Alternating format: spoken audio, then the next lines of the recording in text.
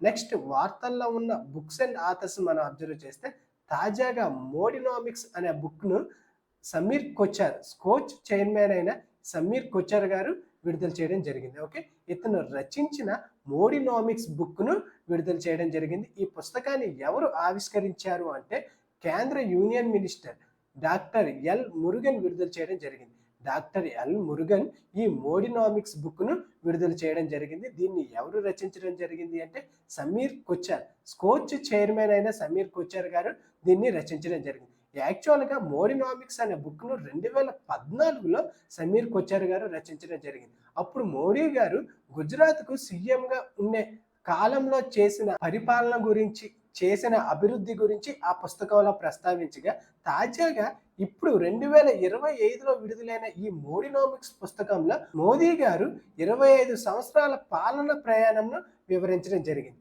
Okay, ప్రధానమంత్రిగా ఇతని పాలన ప్రయాణంను ఈ పుస్తకంలో వివరించడం జరిగింది. ముఖ్యంగా ప్రధానమంత్రి జన్ధన్ యోజన, డిజిటల్ ఇండియా వంటి సంస్కరణలను ఈ పుస్తకంలో హైలైట్ చేయడం జరిగింది.